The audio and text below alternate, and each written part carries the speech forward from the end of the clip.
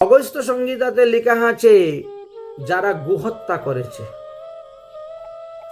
যারা ব্রহ্ম হত্যা করেছে, যারা মাতৃহত্যা করেছে, যারা মদ্যপান করেছে, যারা অগম্য নারীতে গমন করেছে, যারা পঞ্চপাতকের পাতকী হয়েছে, তারাও যদি শ্রদ্ধার সহিত, ভক্তির সহিত, প্রেমের সহিত ভগবান বিষ্ণুতে একটা মাত্র তুলসী পাতা দেয়, শালগ্রাম শিলায় ভগবান বিষ্ণুতে একটা মাত্র তুলসী পাতা অর্পণ করেন, তবে তার সমস্ত পাপ নাশ হয়ে যায়, তাকে আর নরকে যেতে হয় না। এই কথাটা ভগবান পুনর সত্য সত্য 3 সত্য করে বলে যাচ্ছেন। এর থেকে বড় পাশ্চিত্য আর নাই। ভগবানের চরণে তুলসী পাতা অর্পণ। গরুর পুরাণে ভগবান বিষ্ণু গরুরকে বলেছেন, সেটা হরিভক্তি বিলাসের 7ম বিলাসে 93 নম্বর শ্লোকেতে তুলে ধরেছেন। তুলসী মঞ্জুরি স্বাহা কুর্যাত হরি অর্চনম ন স গর্ভ গৃহত জাতি মুক্তিভাগিং ভবেতে নর। যে ব্যক্তি তুলসী মঞ্জুরি দিয়ে ভগবানের পূজা করেন, বেশি লম্বা লম্বা মঞ্জুরি নয়, 2 দিকে 2 পত্র, মধ্যে কোমল মঞ্জুরি, এইভাবে 8 মঞ্জুরি দিবে শ্রদ্ধা করি। ভগবানের পায়ের আঙ্গুলের ফাঁক চিন্তন করে করে তুলসী পাতা দিতে হয়। তুলসী পাতাটা হাতে নিলেন, ভগবানকে চিন্তন করলেন, করে দিলেন। কোথায়? আঙ্গুলের ফাঁকে ফাঁকে। চরণের ফাঁক আছে না আঙ্গুলের, এইভাবে দিতে হবে। যেভাবে মঞ্জুরিটা গাছের মধ্যে ধরেছে, গাছের মধ্যে যেভাবে ধরেছে সেইভাবেই আপনি ভগবান, উল্টা করে দিবেন না।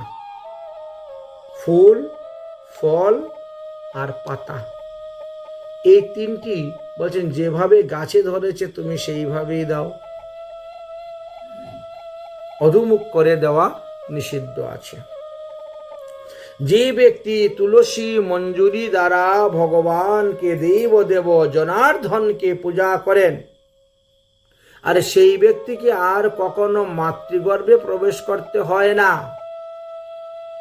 তিনি মুক্ত হয়ে যান সমস্ত পাপ থেকে, জন্ম মৃত্যুর হাত থেকে মুক্ত হয়ে তিনি ভগবত ধামে গমন করেন। এই জন্যই মানুষ কি করেন? বিষ্ণুকে তুলসী দিয়ে থাকেন। কেন দেন? ওই যে বিভিন্ন রকম পাপের কথা বললেন, পঞ্চপাতকের পাতকে যে সেও বিষ্ণুকে তুলসী দেওয়ার দ্বারা পাপ থেকে মুক্ত হয়ে যায়। তুলসী পত্র মাদায় যত্র কুরোতি মমার্চনম ন পুনর্জনিমায়তি মুক্তিং ভাগী ভবেতে নর। ভগবান শ্রীকৃষ্ণ গরুরকে বলছেন, হে গরুর, এই পৃথিবীতে যিনি তুলসী দল গ্রহণ পূর্বক মদীয় অর্চন করিয়া থাকেন, মানে তুলসী পাতা দিয়ে যারা আমার অর্চন করিতেছেন, তাদেরকে পুনরায় আর মাতৃগর্ভে এসে জন্মগ্রহণ করতে হবে না। আমি তাদেরকে সমস্ত পাপ থেকে মুক্ত করে একেবারে আমার কাছে নিয়ে আসি।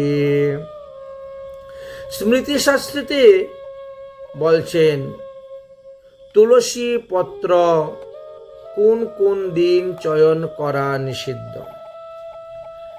দেখবেন প্রথমে অনেক অনেক নিষেধের কথা বলেছেন, কিন্তু শেষে বলছেন একদিন মাত্র, দ্বাদশী। দ্বাদশীতে তুলসী পাতা চয়নের যে অপরাধ, এর কোনো ক্ষমা নেই। বাকি অন্যান্য দিনের ক্ষমা আছে। কি বলছেন দেখেন, সংক্রান্তাদো নিষেধো অপি তুলস্বা বাচঃ স্মৃতি পরং শ্রী বিষ্ণু ভক্তৈশ্চ দ্বাদশম এবং নিষেধতে। এই শ্লোকেতে বলছেন, হরিভক্তি বিলাসের সপ্তম বিলাসের 107 নম্বর শ্লোক, বলছেন যে অন্যান্য শাস্ত্রেতে লেখা আছে, অন্যান্য পুরাণে অন্যান্য শাস্ত্রে লেখা আছে, সংক্রান্তি দিন তুলসী পাতা তুলতে নাই, অমাবস্যা দিন তুলসী পাতা তুলতে নাই, পূর্ণিমা দিন তুলসী পাতা তুলতে নাই, রবিবারে তুলসী পাতা তুলতে নাই, দ্বাদশীতে তুলসী পাতা তুলতে নাই। এই তো 5টা নিয়ম। শেষে বলছেন যে শুদ্ধ সদাচারী বৈষ্ণবগণের ক্ষেত্রে কেবল দ্বাদশীতেই তুলসী পাতা চয়ন করবে না, অন্যান্য সব দিন তুলসী পাতা তোলা যাবে, দোষ হবে না। দ্বাদশীতে যেমন তুলসী পাতা তুলতে নাই, তেমন তুলসী বৃক্ষ ছেদনও করতে নাই, কাটতেও নাই, বা এক জায়গাতে তুলে এনে আরেক জায়গায় লাগাইতেও নেই। বলেছেন, ন ছিন্দাত তুলসী বিপ্রা দ্বাদশ্যাং বৈষ্ণব কশ্চিৎ, বৈষ্ণবজন কদাচহ দ্বাদশী তিথিতে তুলসী পত্র চয়ন করবে না, দ্বাদশী তিথিতে তুলসী বৃক্ষ ছেদন করবে না। তাহলে প্রশ্ন হইতে পারে, তাহলে দ্বাদশী দিনে তুলসী পাতা তুললে কি দোষ হয়? অন্যান্য দিনেও তো নিষেধ ছিল, কিন্তু পরে বলছে না না, অন্য দিন তুলতে, রবিবারে তুলতে পারবা, অমাবস্যায় তুলতে পারবা, পূর্ণিমায় তুলতে পারবা, সংক্রান্তিতে তুলতে পারবা, কিন্তু দ্বাদশীতে কোনো অবস্থাতেই তোলা যাবে না। মানে ওটা সবথেকে বড় দোষ। অন্যান্য দোষের মাপ আছে, ক্ষমা আছে, কিন্তু এই দোষের ক্ষমা নাই। এই জন্য একেবারে কঠোরভাবে বলছেন নিষেধ, তুলিও না। এই কথা গরুর পুরাণে বলছেন। গরুর পুরাণ বলছে, ভানু বারং বিনা দুব্বা তুলসী দ্বাদশং বিনা জীবতা তৈশ্বা বিনশ্বায়ং ন বিচন্তি হি ধর্মবিদ। রবিবার দিবসে কখনো দুব্বা তুলবা না। রবিবারে দুব্বা তোলা নিষিদ্ধ, দ্বাদশীতে তুলসী পাতা তোলা নিষিদ্ধ, কার্তিক মাসের 1 মাস আমলকি গাছের পাতা তোলা নিষিদ্ধ, আর প্রত্যেক চতুর্দশীতে বেল পাতা তোলা নিষিদ্ধ। এই 4টি সিদ্ধান্ত দিয়ে গেছেন। অতএব রবিবারে দুব্বা কখনো তুলবেন না, দুব্বা তোলা নিষিদ্ধ আছে রবিবারে। এই দোষ কি? পরমায়ু ক্ষয় হয়। তুমি যদি দ্বাদশীতে তুলসী পাতা তুলো, তোমার পরমায়ু ক্ষয় হবে। রবিবারে দুব্বা তুলো, তোমার পরমায়ু ক্ষয় হবে। কার্তিক মাসে আমলকি গাছের পাতা ছিল, তোমার পরমায়ু ক্ষয় হবে। আর চতুর্দশীতে বেল পাতা। এই কথা বলা আছে। হ্যাঁ, কেউ কেউ বলেন যে সোমবারও বেলপাতা তুলবেন না, শিবের বার বলে, কিন্তু অতটা সোমবারের জন্য মান্য নয়। বিশেষ মান্য হলো চতুর্দশী। বুঝেছেন? পদ্মপুরাণে সত্যভামা এবং ভগবান শ্রীকৃষ্ণের সংবাদের আছে, দ্বাদশ্যাং তুলসী পত্রম ধাত্রীপত্যন্ত কার্তিকে লোনাতিশৌ নরো গচ্ছেৎ নিরায়া জান্তি গর্হিতান। যে ব্যক্তি দ্বাদশীতে তুলসী পাতা চয়ন করেন, আর যে ব্যক্তি কার্তিক মাসে আমলকি গাছের পাতা ছিঁড়েন, তারা অতি গর্হিত নরকে নিপতিত হইয়া থাকে। নরক থেকে তাদের মুক্ত নাই। এই জন্যই বিশেষভাবে বলছেন যে অন্যান্য দিন বিশেষ অসুবিধা হলেও আপনি চয়ন করতে পারেন তুলসী পাতা, কিন্তু দ্বাদশীতে খবরদার কোনো অবস্থাতেই তুলবেন না। হরিভক্তি বিলাসের সপ্তম বিলাসের 108 নম্বর শ্লোকে বলছেন, অমাবস্যা তিথিতে বিশেষ প্রয়োজন হলে ভগবত উদ্দেশ্যে তুলসী পাতা চয়ন করা যায়।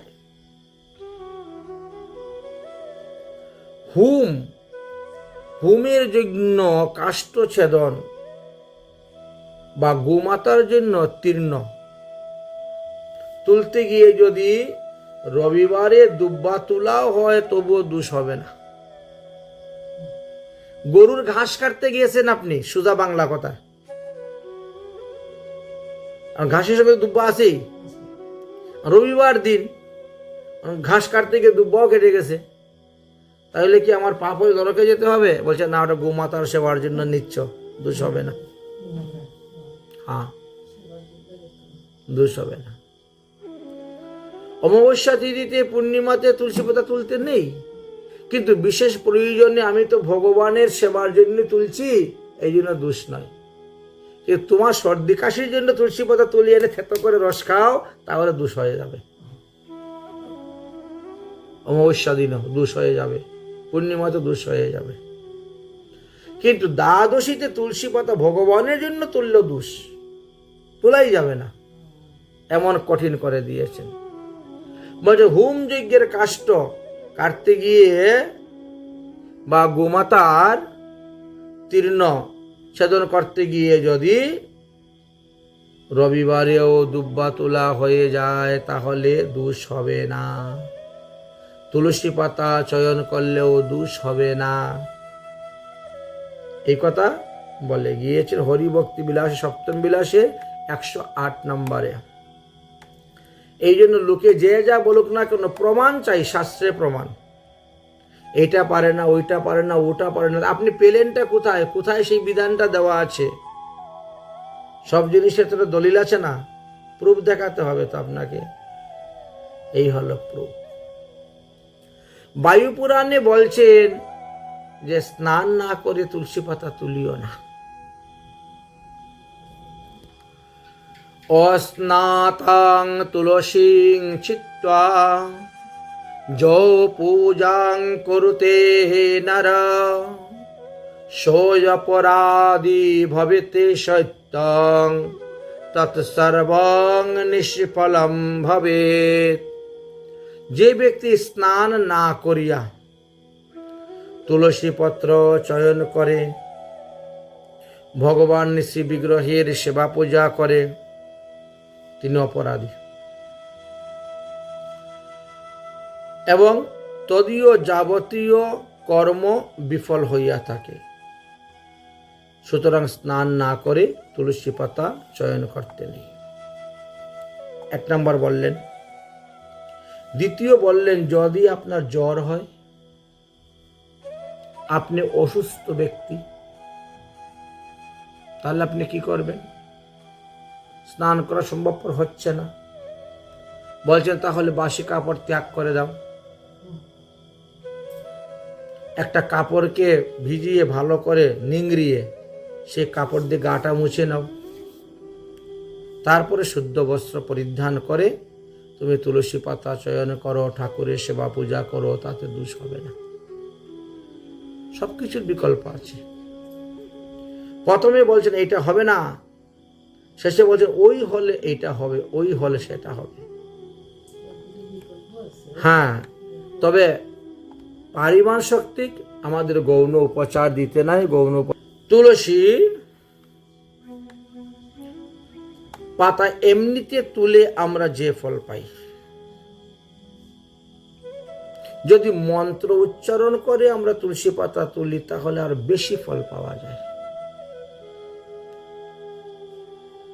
হরিভক্তি বিলাসের 7ম বিলাসের 104 নম্বর শ্লোকে বলে গেছেন, তুলসী অমৃত জন্মাসি সদা তং কেশব প্রিয়া কেশবারতে বিচিনো আমি বরদা শুভ হব শোভনে। হে তুলসী দেবী, অমৃত হইতে তোমার জন্ম হয়েছে, উৎপত্তি হয়েছে, তুমি সর্বদা জনার্দনের অত্যন্ত প্রিয়। ভগবান শ্রীহরি কেশবের অর্চনার জন্য আমি তোমার তুলসী পাতা চয়ন করতে এসেছি।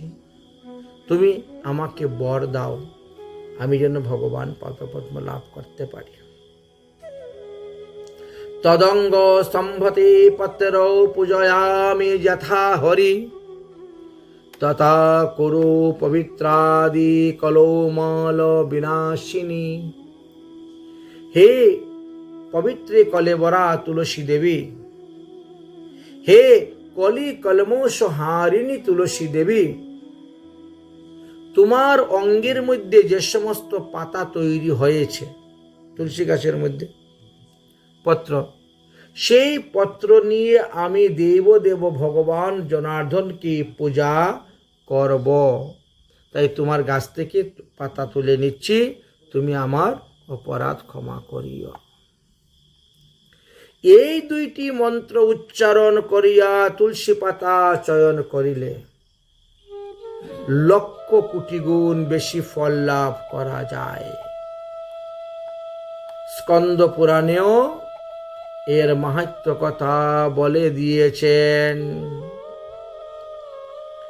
মন্ত্র উচ্চারণ করে তুলসী পাতা তুলে ভগবানকে পূজা দিলে লক্ষ কোটি গুণ বেশি ফল পাওয়া যায়।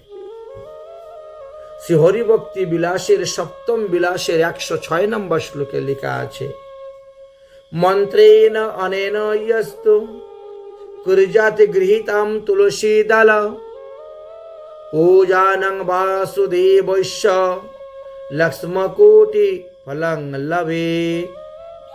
অতএব প্রথমে উপরোক্ত দুইটি মন্ত্র উচ্চারণ পূর্বক